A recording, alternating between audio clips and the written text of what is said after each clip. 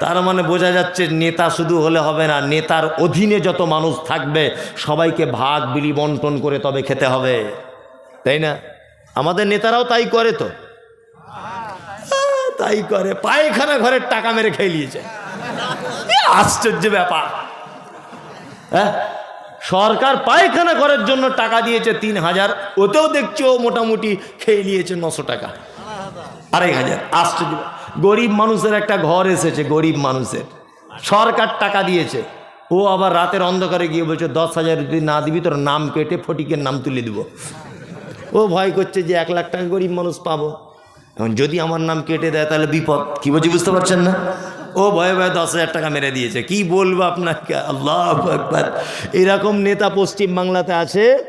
একজন মানুষ মর্মান্তিক অবস্থা, মারা যাচ্ছে, নার্সিংহোমে নিয়ে যাওয়া হলো, তা নার্সিংহোমে ভর্তি নিচ্ছে না। কোনো একজন নেতা ফোন করে দিয়েছে যে ভর্তি নেন, এটা আমার রুগী। যখন নার্সিংহোম থেকে বার হচ্ছে রুগী, বিল হয়েছে 30,000। গরিব মানুষ দিতে পারছে না, যে আমি দিতে পারবো না, 30,000 আমার পক্ষে সম্ভব নয়। তখন নার্সিংহোমের মালিক বলছে আপনি যদি ডাইরেক্ট আমাকে ফোন করতেন তাহলে ওটা 20,000 হয়ে যেত। আপনি যাকে দিয়ে ফোন করিয়েছেন ওর জন্য 10,000 রাখতে হবে যে। এই হচ্ছে নেতার চরিত্র। এরকম নেতা আছে? আল্লাহু আকবার, আল্লাহ। এটা আমাদের নেতাদের চরিত্র। আমি পৃথিবীতে এরকম নেতা দেখিনি যে জোর করে বলে আমার টিকিট না দিলে পার্টি পরিবর্তন করে দিব, আছে না? আল্লাহ। এই তো পঞ্চায়েত ভোটে প্রধান হবে, একটা গ্রামের মেম্বার হবার জন্য 10 লাখ 15 লাখ টাকা দিয়ে টিকিট কিনেছে না? কেন এত টাকা দিয়ে টিকিট কিনতে হয় কেন? মানুষ বুঝে না। আগে আন্ডার প্যান্ট পরে ঘুরতে, এখন বুলেট গাড়িতে ঘোরে। টাকা কি ওর ছাপাখানা, ওর বাপের কল আছে? মানুষ বোঝে না। আগে ওকে মানে কেউ চিনত না ওকে, আগে বাজারের লোক। এখন 4 চাকা গাড়ি করে ঘুরছে, মানুষ বুঝে না এগুলো টাকা কোথা থেকে আসে। ও কি, কোন প্রফেসর, কোন কলেজে চাকরি করে, এত টাকার মালিকও বর্তমানে। হ্যাঁ, এই করছে নেতার চরিত্র। আর আমরা মানুষ এই নেতাদের ব্যাপারে ভোটের আগে কি স্লোগান দিই? আমাদের নেতার চরিত্র ফুলের মতো পবিত্র, এবার ভোটে জিতবে কি অমুক ছাড়া আবার কে। তুমি যে নেতার সার্টিফিকেট দাও তার চরিত্র ফুলের মতো পবিত্র। ও সকালে একরকম কথা বলে, বিকেলে আর এক রকমের বলে।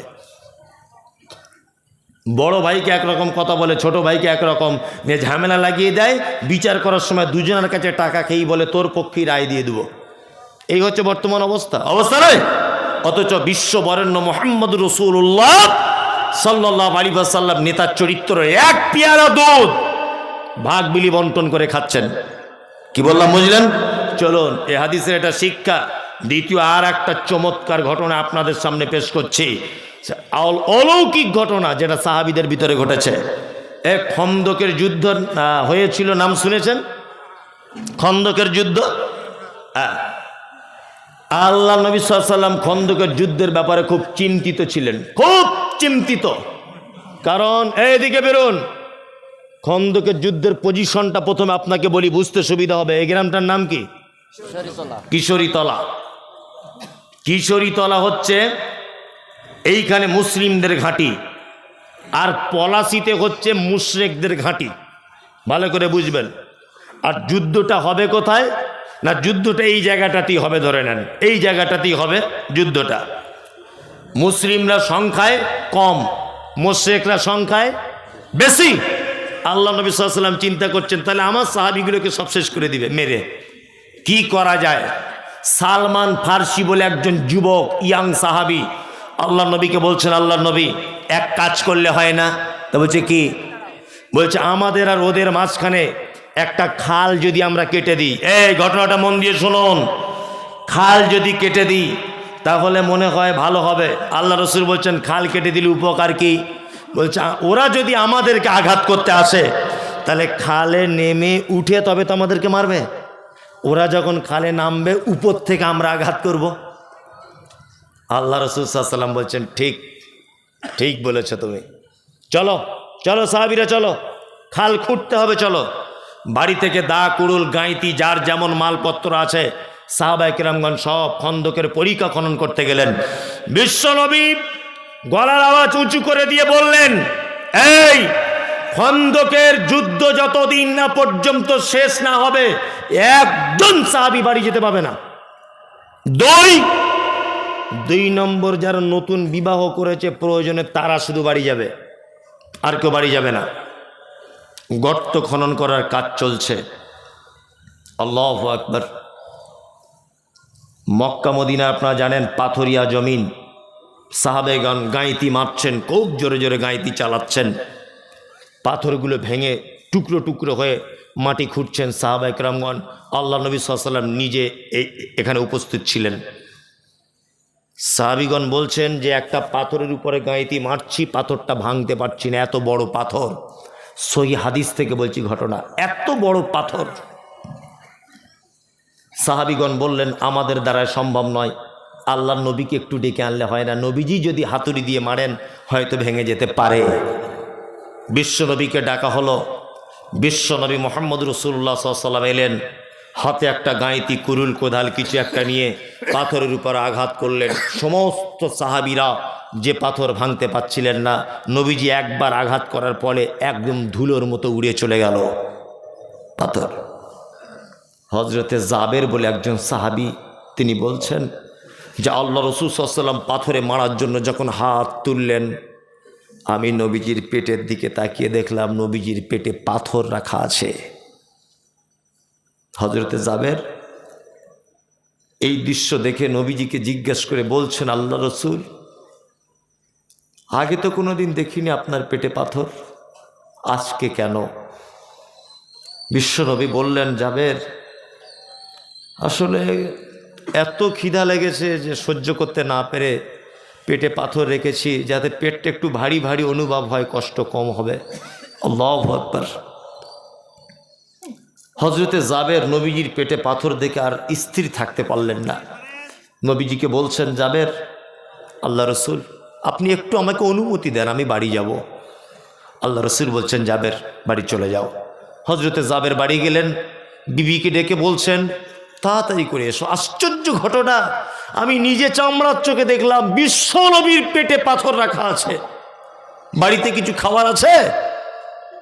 জাবেরের স্ত্রী বলছে, একটা বকরির বাচ্চা আছে, আর দুটো একটা বাচ্চা ছেলের মতো খাবারের আটা আছে। হজরতে জাবের বলছেন, আমি তাহলে তাড়াতাড়ি করে জবাই করে দিই, বকরি তুমি রান্না চাপিয়ে দাও আর রুটি বানাতে লাগো। নবীজিরে করুন অবস্থা থেকে আমি আর থাকতে পারছি না। তখন জাবেরের স্ত্রী বলছেন, আপনি তাড়াতাড়ি করে নবীজিকে গিয়ে বলুন যে আমার স্ত্রী আপনাকে দাওয়াত দিয়েছে। হজরতে জাবের চলে এলেন খন্দকের ময়দানে, বিশ্ব নবীকে বলছেন, আল্লাহ রসুল, বাড়িতে সামান্য কিছু খাবার তৈরি করেছে আমার স্ত্রী, আপনাকে আমার স্ত্রী বাড়িতে ডেকেছে, আপনি একটু চলুন আর দুই একজন সাহাবীকে সাথে নেন, চলুন গিয়ে কিছু খেয়ে আসি। এই কথা যখন বলেছেন, তখন আল্লাহ নবী সাল্লাল্লাহু আলাইহি ওয়াসাল্লাম খন্দকের 1000 সাহাবী ছিলেন, কত? 1000 সাহাবীর দিকে তাকিয়ে বললেন, এ সাহাবীরা, আরে দা কোদাল কুরুল যার কাছে যা আছে নিজ নিজ স্থানে রেখে দাও, চলো জাবেরের বাড়িতে দাওয়াত খেতে যাব।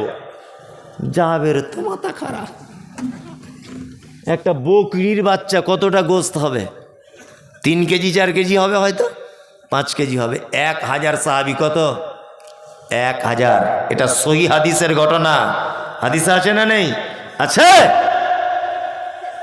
জাবের তো ভয়ে থরথর করে কাঁপছেন, কি ব্যাপার, কি সমস্যা হলো, আমার মান সম্মান সব চলে যাবে। জাবের যখন চিন্তিত অবস্থায় বাড়ি ফেরত যাচ্ছেন, আল্লাহ রসুল তখন জাবেরকে পিছন দিক দিয়ে ডেকে বলছেন, জাবের শোনো, বাড়িতে গিয়ে প্রথম কাজ তুমি তোমার স্ত্রীকে বলবে, তোমার স্ত্রী যে চুলার উপরে গোস্ত রান্না করছে ওই গোস্তর হাঁড়িটা যেন চুলা থেকে না নামিয়ে দেয়। 2, তোমার স্ত্রী আটা খমির করে যেটা রুটি পাকাচ্ছে রুটির পাত্র যেন চুলা থেকে না নামায়। আমি যাচ্ছি, জাবের চলো। তখন হজরতে জাবের বাড়িতে এসে খুব মন খারাপ, স্ত্রীকে ডেকে বলছেন, সর্বনাশ হয়ে গেছে, ঘটনা এই আমি আল্লাহর নবীকে দাওয়াত দিয়েছি আর নবীজি 1000 সাহাবীকে দাওয়াত দিয়েছেন। জাবেরের স্ত্রী তখন বলছেন, চিন্তার কোনো কারণ নেই, আপনি দাওয়াত দিয়েছেন কাকে বলুন? তো বলছে, আমি দাওয়াত দিয়েছি আল্লাহর নবীকে। বলছি 1000 সাহাবীকে দাওয়াত দিয়েছে কে? বলছে নবীজি নিজে। তখন জাবের স্ত্রী বলছেন, আপনি কেন টেনশন করছেন? আপনি নবীজির দায়িত্ব দিয়েছেন, দাওয়াত করেছেন, নবীজির টেনশন করুন। নবীজি 1000 সাহাবীর দাওয়াত দিয়েছেন, ওটা নবীজি বুঝবেন, তুমি কেন টেনশন করছো? ওই জন্য বারবার বলি, বুদ্ধিমান মেয়েকে বিয়ে করবেন। বিয়ে করার সময় কি করা লাগবে? বুদ্ধিমান মেয়েকে বিয়ে করতে হবে, আল্লাহওয়ালি মেয়েকে। আর আমরা আল্লাহু আকবার, চামড়া পরিষ্কার বলছে খুব পছন্দ, খুব। কি বললাম বুঝলেন না? আমাদের বেটা বেটি দেখতে যাওয়ার নিয়ম কি? গিয়ে বেটার বাপ বলছে, মা তোমার নাম কি? বলছে শেফালি খাতুন। শেফালি? হ্যাঁ শেফালি। আচ্ছা তোমার ভাই আছে মা? না আমার ভাই নেই, আমি বাপের একটা বেটি। তোমার আব্বা কি করে? না আমার আব্বার ওই বাজারে 4টে দোকান আছে, আর আমার আব্বার 4টে লরি আছে। বলছে তাই নাকি? বলছে হ্যাঁ। মানে ও ভাবছে মনে মনে, ওর বাপের 4টে লরি আর 4টে দোকান, মানে ওর বাপের বয়স হয়ে গেছে, ওর বাপ মরে গেলেই সব জমি আর গাড়ি আমার বেটার হয়ে যাবে। ও এইটা ভাবছে, খুব পছন্দ। মেয়েটাকে তখন লাস্টে জিজ্ঞেস করছে, মা তুমি পড়াশুনো করেছো? বলছে হ্যাঁ বিএ পাস করে। বলছে আর কলেজে টলেজে যাও না? বলছে না কলেজে আর যাচ্ছি না। বলছে তাহলে এখন কি করছো? বলছে এখন মাঝে সাঝে টিকটকে ভিডিও করে ছাড়ি। চাচা বাড়ি এসে ওর বউকে বলছে, সাংঘাতিক বৌমা দেখেছি গো। বলছে কেমন বৌমা? বলছে শুধু বৌমা না, টিকটকের নায়িকাও বটে। মোবাইলটা খুলে দেখো, বাড়ি এলে ছেলেকে বলবে টিকটকের নায়িকা। চামড়া পরিষ্কার, দেখতে খুব সুন্দরী। চামড়া পরিষ্কার বলে সুন্দরী নয়। আল্লাহ নবী সাল্লাল্লাহু আলাইহি ওয়াসাল্লাম বলেছেন, নারীকে 4টে গুণ দেখে বিয়ে করো। কটা? 4টে বৈশিষ্ট্য। 1, সে সুন্দরী কি না। এখানে একটা প্রশ্ন আলেম ওলামার আজও পর্যন্ত বলেছে কি জানা নেই। সুন্দরী বলতে কি?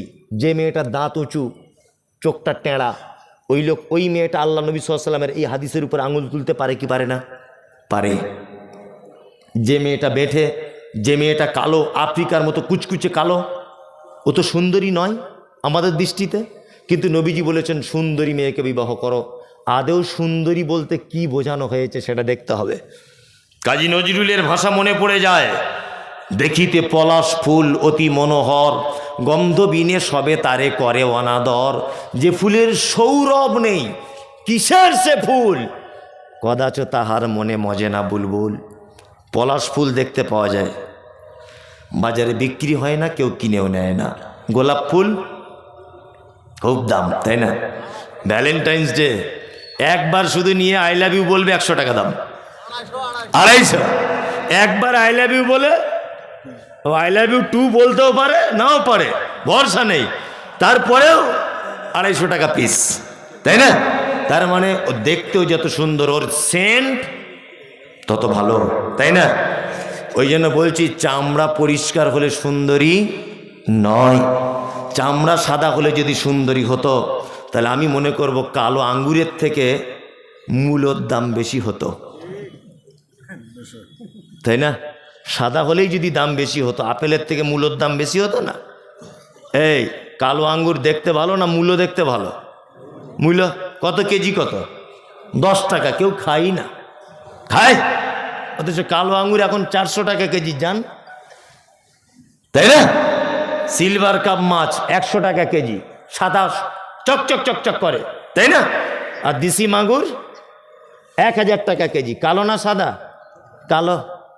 তার মানে বোঝা যায় কালো বলেই যে খারাপ তা নয়। গুণ যার বেশি, দাম তার বেশি। ইমানদারিতা যার বেশি, দাম তার বেশি।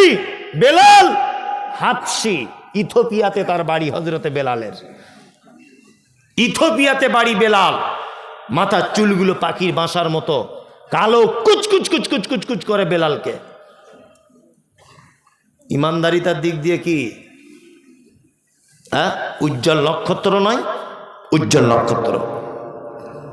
আবু জাহেল, আবুল আহাব, জি জানা আছে? দেখতে কেমন ছিল? তখনকার দিনে মক্কা মদিনার আরব দেশের সব থেকে সুন্দরী, সব থেকে সুন্দরের উপাধি পেয়েছিলেন, তার নাম আবুল আহাব। কি বললাম বুঝলেন? সব থেকে সুন্দরী, সুন্দর, কিন্তু ইমান ভিতরটা খারাপ। টিকতে পারবে আল্লাহর দরবারে? বেলাল টিকতে পারবে? টিকতে পারবে। এই যে কথা বলছিলাম, জাবেরের স্ত্রী কথা বলছেন, নবীজি দাওয়াত করেছেন সাহাবিদের, নবীজি বুঝবেন। আল্লাহ নবী 1000 সাহাবিকে নিয়ে জাবেরের বাড়িতে ঢুকছেন। ঘটনাটা শুনুন, কত চমৎকার। আল্লাহ নবী সাল্লাল্লাহু আলাইহি ওয়াসাল্লাম জাবেরকে বলছেন, জাবের এক কাজ করো, কই কোথায় হাঁড়ি কুড়ি আছে বলো। জাবের বলছেন, ওই দেখুন গোস্তের, এই দেখুন রুটির। আল্লাহ নবী সাল্লাল্লাহু আলাইহি ওয়াসাল্লাম জাবেরকে একটা নিয়ম বলে দিলেন, 10 জন করে সাহাবি ভিতরে ঢোকাও। কতজন করে? 10 জন। জাবের 10 জন করে সাহাবি ঢোকাচ্ছেন, গোস্ত রুটি দিচ্ছেন, আল্লাহ রসুল খাচ্ছেন, চলে যাচ্ছেন। এইভাবে 1000 সাহাবির পেট ভর্তি হয়ে গেল। বিশ্বনবী বলছেন, জাবের তুমি রুটি খাও, তোমার পরিবারকে খাওয়াও। হযরতে জাবের বলছেন, আমি রুটি খেলাম, আমার পরিবারকে খাওয়ালাম। জাবের বলছেন, ইয়া রাসূলুল্লাহ, কে রুটি তো এখনো যেমন তেমন কার আছে, গোস্ত যেমন তেমন কার আছে, ওদার নবী বাকিটা কি করব? বিশ্ব নবী বলছেন, জাবের তোমার প্রতিবেশীদের ভিতরে রুটি তরকারি বিলি বন্টন করে দাও। হযরতে জাবের বলছেন, আমার প্রতিবেশীদের ভিতরে বিলি বন্টন করে দিলাম, তারপরেও যেন যেমনকার মাল তেমন আছে। হযরতে জাবের বলছেন, সেই দিনকার গোস্ত রুটি যদি গোটা মদিনা শহরবাসীকে আমি যদি বিলি বন্টন করে দিতাম, গোটা মদিনার মানুষ যেন খেয়ে পরিতৃপ্ত সহকারে তার ক্ষুধা নিবারণ হয়ে যেত, তাও যেন কম হয়ে যেত না। আল্লাহু আকবার। কতটা বকরি? একটা বাচ্চা, আর রুটি 2-3টে বাচ্চা ছেলে। আমরা যদি অলৌকিক কোনো ঘটনা যদি শুনতেই হয় আল্লাহর ওলিদের, আমরা এইগুলো শুনবো, তাই না? হাদিস থেকে শুনবো, তাই না? জি, এর থেকে আপনি শিক্ষা গ্রহণ করুন। আপনাকে আমি বলে দিচ্ছি কয়েকটা কথা। সেটা হচ্ছে এই যে আপনার স্ত্রী আপনার বাড়িতে বরকত না হবার কয়েকটি কারণ বলে দিব। ছোট্ট কথা আমল করুন, আমি আর 5 মিনিট আছি। 1, বাজার থেকে যদি আপনি 1 কেজি গোস্ত কেনেন, আপনার স্ত্রীকে বলবেন 750 গ্রাম রান্না করতে, 250 গ্রাম ফ্রিজে ঢুকিয়ে রাখতে, বরকত হবে। কি বললাম বুঝলেন? বাড়ি থেকে বেগুন, বাজার থেকে বেগুন এনেছেন 4 পিস, 3 পিস রান্না করুন, 1 পিস রেখে দেন। 2, আপনার স্ত্রীকে বলবেন আমাদের দরজা থেকে যেন কেউ ফেরত না যায়। তুমি যত কাজেই ব্যস্ত থাকো, তুমি উত্তম কথা বলে ভিখারিকে বাড়ি থেকে বিদায় জানাবে, সাদকার নেকি পাবে। নাম্বার 3, আপনার স্ত্রীকে আজকে থেকে একটা অভ্যাসে পরিণত করাবেন যে তরকারি যাই রান্না করে একটু ঝোল করে রান্না করবে, এতে বরকত হবে। নাম্বার 4, আপনার স্ত্রীকে বলবেন হাঁড়ি থেকে ভাত যখন খুলবে, চামচটা যেন হাঁড়ির মাঝখানে যেন মেরে না দেয়, হাঁড়ির এক সাইড দিয়ে ভাতটা খুলতে বলবেন, মনে থাকবে। নাম্বার 6, আপনার স্ত্রীকে বলবেন চাউলের বস্তাতে এখনো 3 দিনের রান্না করার চাউল আছে, আপনি আবার চাউল কিনে ওই বস্তাতে ঢেলে দিবেন, চাউলে বরকত হবে। তেলের বোতলে এখনো 150 গ্রাম তেল আছে, 2 দিন রান্না করা যাবে, আবার বাজার থেকে তেল এনে ওই বোতলে ঢেলে দেন, তেলে বরকত হবে। কি বলছি বুঝতে পারছেন? একেবারে চাউলের বস্তা ঢেলে নিয়ে আর রান্নার কিছু নেই, আগামীকাল আপনার স্ত্রী তখন বলছে বাড়িতে কিছু নাই, কিছু আনো, আনতে তখন দেরি হয়ে গেল। হ্যাঁ, হঠাৎ 2 জন মেহমান এসেছে, রাতের বেলা চাউল নাই, অপমান হবেন কি হবেন না? 1 কেজি মাংসের ভিতরে 750 গ্রাম রান্না করতে বলুন, 250 গ্রাম রেখে দিতে বলুন। কারণ আপনারা দুপুরবেলা খাওয়া দাওয়ার পরে হঠাৎ করে মেহমান এসেছে বাড়িতে, পরিচিত মানুষ, আপনার দুলাভাইয়ের ভাই, আপনি কি করবেন? দুপুরবেলাতে কোনো গোস্তের দোকান খুঁজে পাওয়া যায় না, আপনি কি করবেন? ফ্রিজ থেকে 250 গ্রাম মাংস বার করে কোনো রকম মান সম্মানটা বাঁচবে কি বাঁচবে না? বাঁচবে। ওই জন্য বলছি, জ্ঞানী মানুষ, জ্ঞানী মহিলাকে বিবাহ করবেন, সুন্দরী বলতে পর্দানাসীন আল্লাহওয়ালি মেয়েকে বিবাহের প্রস্তাব রাখবেন, আপনার এহকাল এবং পরকালে কি সুখে থাকবেন। কি বললাম বুঝলেন? বিনীত অনুরোধ থাকলে এই, আল্লাহ সুবহানাহু ওয়া তাআলা বলছেন ওয়ালা তাত্তাবিউ মিন দুনিহি আউলিয়া কলিলাম মা তাযাক্কারুন। আল্লাহ বলছে এতক্ষণ পর্যন্ত যে কথাগুলো কোরআন মাজিদ আমি বললাম, কলিলাম মা তাযাক্কারুন, এই ব্যাপারগুলো অল্প সংখ্যক মানুষ বুঝে। অল্প সংখ্যক মানুষ বুঝে। দুনিয়াতে পীর ফকিরের দল বেশি না সঠিক দল বেশি? হ্যাঁ, পীর ফকিরের, তাই না? আল্লাহ বলছে কালিলাম মা তাযাক্কারুন, এই কথাগুলো অল্প সংখ্যক মানুষ বুঝে। এখানে যারা বসে আছেন সকল দিনই ভাই এবং বোনেদের কাছে বিনীত অনুরোধ, ছোট্ট ছোট্ট করে কয়েকটা কথা বলে রাখছি। যারা ব্যস্ততার মধ্যে আছেন আপনি চলে যেতে পারেন, কোনো সমস্যা নেই, তবে কথা বলবেন না। যদিও 12টা পর্যন্ত টাইম, 12টা বেজে গেছে। হ্যাঁ 5 মিনিট বাকি আছে, যাই হোক। আর আমি অসুস্থ রুগী, আজকে 10 দিন পরে আজকে প্রোগ্রাম করতে এলাম, যাই হোক। তা আপনাদেরকে কয়েকটা আমি কথা বলে রাখছি। আগামী 2-3 দিনের মধ্যে রমজান ঢুকছে, তাই না? ইনশাআল্লাহ আমরা প্রস্তুতি গ্রহণ করব। আমাদের প্রস্তুতি বলতে কি, ছোলার দাম কত, ফলের দাম বেড়েছে না কমেছে, একসঙ্গে 5 কেজি মুড়ি কিনে রাখ, ঘুগনি করে খেতে হবে, মটর কিনে রাখ, এই সব প্রস্তুতি আমাদের, তাই না? জি। তার মধ্যেও আল্লাহওয়ালা অনেক মানুষ আছে যারা শারীরিক ব্যাপারে প্রস্তুতি থাকে, ইবাদতের ব্যাপারে প্রস্তুতি থাকে। আল্লাহ মাকে রমজানের 30টি সিয়াম আমাদেরকে মানে আমাদের দ্বারা তুমি করিয়ে নাও, বলুন আমিন। আমিন। সিয়াম পালন করুন। অবশ্যই সিয়াম এমন একটি ইবাদত, এটা অন্তরের ভিতরে তাকওয়া, আল্লাহ ভীতি সৃষ্টি করে। আপনি 1 ওয়াক্ত নামাজ যদি ছেড়ে দেন, মানুষ বুঝতে পেরে যাবে, পারবে না? পারবে। আপনি যদি যাকাত না দেন, তবুও কিছু মানুষ বুঝতে পেরে যাবে, পারবে না? পারবে। কিন্তু আপনি রমজানের রোজা রাখেন, বাথরুম ঘরে গিয়ে যদি 1 ঢোক পানি খান, পৃথিবীর কেউ বুঝতে পারবে? পারবে না। আপনি ওই পানি থেকে নিজেকে যখন আটকাবেন, তখন হবেন আপনি কি? মোমেন, মুত্তাকি, পরহেজগার, তাত্তাকুন। আল্লাহ ভীতি আপনার ভিতরে কাজ করছে। আপনি আল্লাহর দরবারে বলতে পারবেন, আল্লাহ বাথরুম ঘরেও পানি পান করার সুযোগ ছিল, কিন্তু আমি তোমার ভয়ে করিনি, তাই না? জি। আপনারা সকলেই প্রস্তুতি গ্রহণ করুন সিয়াম পালন করার জন্যে। কি গজল বলবো? না, আমি এখন বলতে পারবো না। না, তুমি আসমানে থাকো প্রভু, আমি জমিনে,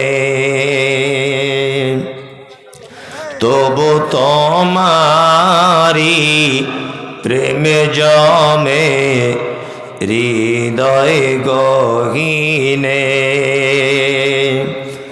আমি তোমারি গোলাম গো, অন্য কারণ। ভাই মজলিস ভাঙার দুয়াটা বলে যান, অন্তত মজলিস ভাঙার দোয়া বলে যান। এত বড় নেকি থেকে বঞ্চিত হয়ে যাবেন আপনি। মজলিস ভাঙার দোয়া বলে যান। আদেশ করিল আল্লাহ পবিত্র কোরআনে, আর বিবাহ করিতে যত আদম সন্তানের, কোরআনে আদেশে আল্লাহ যদি না করিত, মানুষের বংশ সব ধ্বংস হয়ে যেত। কিন্তু হাই বর্তমানে হতেছে এমন, বেটির বিয়েতে বেটার বাপ নিচ্ছে কত পণ। কেউ সোনা দানা নিচ্ছে, কেউ টাকা করি, কেউ জমি জায়গা নিচ্ছে, কেউ নিচ্ছে বাড়ি। আবার কত বাপজি বলে নিব না কোপন, বেটা বেটি সাজিয়ে দিক বিয়াই আপন। টাকার বেলায় সাধু সাজে, জমির বেলায় চোর। বর্তমানে বেটার বাপ এমনি হারাম খোর। চোর লোকে চুরি করে অন্ধকার হলে, বেটার বাপ করে চুরি দিনের উজ্জ্বলে। হাইরে বেটার বাপ তুমি এমনি লোভী হলে, টাকার বদলে বেটা বিক্রি করিলে। পলাশির ঘাটে সরি বিক্রি হয় পাঁঠা, পাঁঠার মতো বিক্রি করো তোমরা নিজের বেটা। হাইরে বেটার বাপ তুমি এমনি লোভী হলে, টাকার বদলে বেটা বিক্রি করিলে। তোর জন্য কত নারী বিষ পান করে, কত নারী গলায় দড়ি দিয়ে ঝুলে পড়ে। এর জন্য কে বাদাই জানো বেটার বাপ, শত শত বেটির বাপরা দিচ্ছে অভিশাপ। আমি আর বলতে পারবো না, বলতে আমার খুব অসুবিধা হচ্ছে। একটু পানিটা দেন তো, খুব অসুবিধা হচ্ছে বলতে। জি জি, বিসমিল্লাহ। জি, আমি খুব অসুস্থ লোক, এরা আমার বাড়িতে গিয়েছিল, ওই জন্য শুধু এসছি। জি, রাগ করো না বলছি আমি, সনদিয়া মন, কেমন এতে মোদের ঘরে নারীর আগমন। যতই করো নামাজ রোজা দেখাও পরহেজগারি, বাজারেতে কিনলে শাড়ির সঙ্গে পাবো নারী। আসল নারী মা গাওয়া এলো দুনিয়াতে, ওই নারী গতে এত নারী হিসাবকে বা রাখে। বর্তমানে দেখি শুধু নারীর আমদানি, নারীর ফটোই ব্যবসা চালায় হাজারো দোকানি। মৌলবী ও মাওলানার হাজি গাজী ভাই, বর্তমানে নারীর হাতে বাঁচার উপায় নাই। রেডিও টেলিভিশন আর সিনেমা হলে দলে দলে যাচ্ছে পুরুষ নারী আছে বলে। তুমি এসে স্টেজে দেশলাইটা হাতে নিয়ে ঠুকতে যাব কাঠি, ঠোকার আগে তার উপরে আছে নারীর পাটি। নববর্ষের দিনে দেখো হাজার দোকানদার নারী মার্কা ফটো দিয়ে দিচ্ছে ক্যালেন্ডার। বাজারেতে চা বিস্কুট আনবে সবাই কিনে, সেটাই দেখো নারীর ফটো বিস্কুটের ওই টিনে। আলকাতরা টিনে দেখো নারীর ফটো আছে, বেশি দামে আলকাতরা বিক্রি হবে বলে। পানের সঙ্গে জর্দা খাবে 300 পাতির কোটো, সেটাই দেখো বাদানাইকো আছে নারীর ফটো। ইফকো কিনুন, পটাশ কিনুন, রাসায়নিক সার, তার বস্তার উপর দেখতে পাবে নারীরও পিকচার। সাইকেলের ওই সামনের চাকায় মার্কেটের ওই নিচে, সেটাই দেখো বাদানাইকো নারীর ফটো আছে। তোর বউকে যায় না দেখা যায় না রাস্তাঘাটে, ওই বউকে দেখবে সবাই ভোটের তালিকাতে।